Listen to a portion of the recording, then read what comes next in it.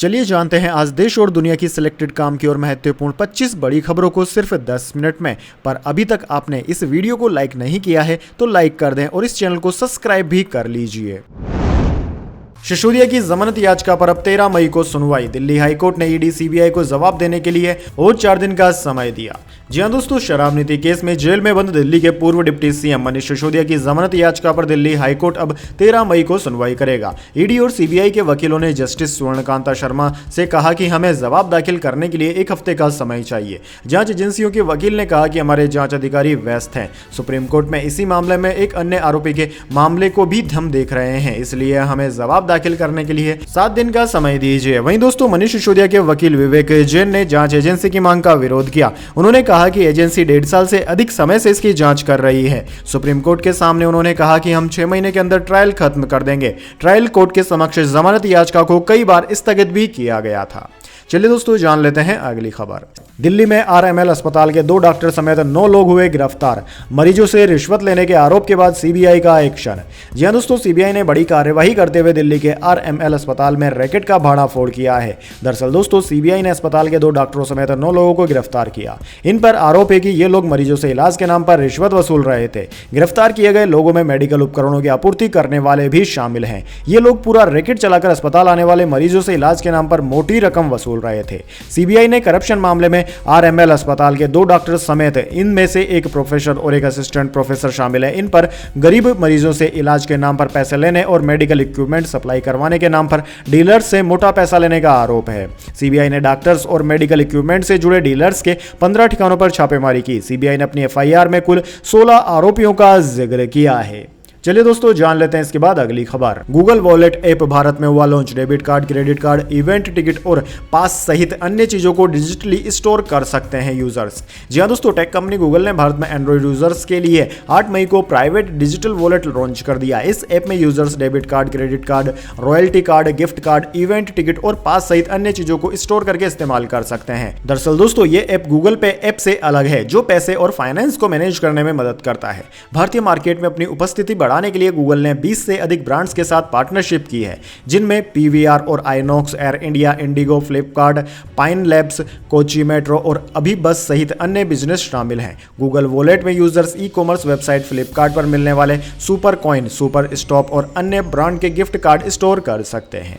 चलिए दोस्तों, जान लेते हैं इसके बाद अगली खबर। प्रियंका गांधी बोली, मां ने राहुल को आपके पास भेजा। मोदी के भाषण का जिक्र कर कहा, राहुल तो रोज अडानी की बात करते हैं। जी हां दोस्तों, प्रियंका गांधी ने रायबरेली में भाई राहुल को जिताने के लिए कमान संभाल ली। बुधवार को उन्होंने पचरावा में रैली को संबोधित किया। कहा, हमारी मां ने राहुल गांधी को आपके पास भेजा है। अब रायबरेली को 2 सांसद मिलने वाले हैं। राहुल को जिताइए, वो तो आपके सांसद होंगे ही। मैं भी यहाँ के लिए काम करूंगी, मैं आपके साथ रहूंगी। वहीं इसके अलावा दोस्तों, प्रियंका गांधी ने प्रधानमंत्री नरेंद्र मोदी के भाषण का भी जिक्र किया। उन्होंने कहा कि आज मोदी जी ने कहा कि राहुल गांधी अडानी का नाम नहीं ले रहे हैं। सच्चाई यह है कि राहुल हर दिन अडानी की बात करते हैं। वे रोज अडानी की सच्चाई आपके सामने रखते हैं, उसका खुलासा करते हैं। राहुल आपको रोज बताते हैं कि नरेंद्र मोदी के बड़े बड़े उद्योगपतियों के साथ 60 गांठ वाले रिश्ते हैं। चलिए दोस्तों, जान लेते हैं इसके बाद अगली बड़ी खबर। हीरो मोटोकॉर्प का चौथी तिमाही में मुनाफा 18% बढ़ा। 40 रुपए प्रति शेयर लाभांश का ऐलान। कंपनी ने बीते साल 56.21 लाख गाड़ियां बेची। जी हां दोस्तों, 2 व्हीलर कंपनी हीरो मोटोकॉर्प का 2024 की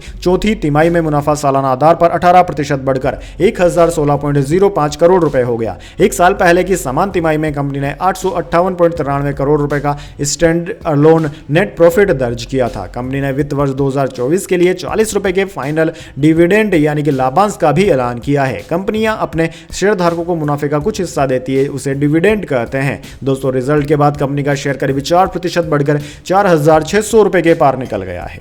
चलिए दोस्तों, जान लेते हैं इसके बाद अगली खबर। उत्तराखंड की जंगल की आग पर सुप्रीम कोर्ट बोला, जल्द उपाय करें, बारिश या क्लाउड सीडिंग के भरोसे नहीं रहें। सरकार बोली, 0.1% एरिया ही प्रभावित है। जी हां दोस्तों, उत्तराखंड के जंगलों में लगी आग पर सुप्रीम कोर्ट ने कहा कि उत्तराखंड सरकार बारिश या कृत्रिम बारिश यानी कि क्लाउड सीडिंग के भरोसे नहीं बैठ सकती। इसकी जल्द रोकथाम के उपाय उनको करने होंगे। इस मामले में सुप्रीम कोर्ट में बुधवार 8 मई को सुनवाई हुई। राज्य सरकार ने कोर्ट में अंतरिम स्टेटस रिपोर्ट भी कोर्ट में पेश की। उत्तराखंड सरकार ने जस्टिस BR गवई और जस्टिस संदीप मेहता की बेंच को बताया कि कि नवंबर 2023 से अब तक जंगलों में आग लगने की 398 घटनाएं हो चुकी है। हर बार ये आग इंसानों ने लगाई है। सरकार के वकील महाअधिवक्ता जितेंद्र कुमार सेठी ने बताया कि उत्तराखंड के जंगलों का सिर्फ 0.1% हिस्से में ही आग लगी है। इस मामले में अब 15 मई को सुनवाई होगी।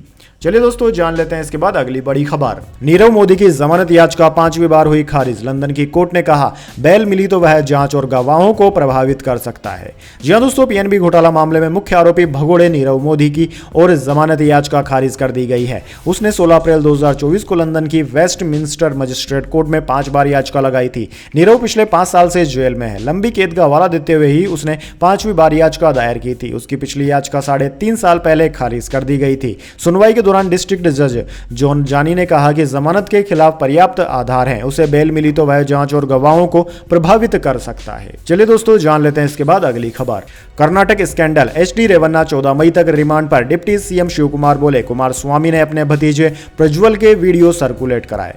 जी हां दोस्तों, कर्नाटक सेक्स स्कैंडल के विक्टिम के अपहरण के आरोपी और पूर्व पीएम एचडी देवगौड़ा के बेटे एचडी रेवन्ना की पुलिस रिमांड 14 मई तक बढ़ा दी गई है। रेवन्ना को एसआईटी ने 3 मई को विक्टिम के बेटे की शिकायत पर गिरफ्तार किया था। वहीं दोस्तों, मंगलवार शाम रेवन्ना की तबीयत खराब होने पर उन्हें अस्पताल में भर्ती कराया गया। उन्होंने बेचैनी की शिकायत की थी। डॉक्टरों ने उनका चेकअप किया और रिपोर्ट्स नॉर्मल आने पर उन्हें एसआईटी अधिकारियों के साथ वापस एसआईटी हेडक्वार्टर भेज दिया। इधर दोस्तों, कर्नाटक के डिप्टी सीएम डीके शिवकुमार ने कहा कि कर्नाटक के पूर्व मुख्यमंत्री एचडी कुमार स्वामी ने प्रज्वल रेवन्ना के आपत्तिजनक वीडियो फैलाए हैं।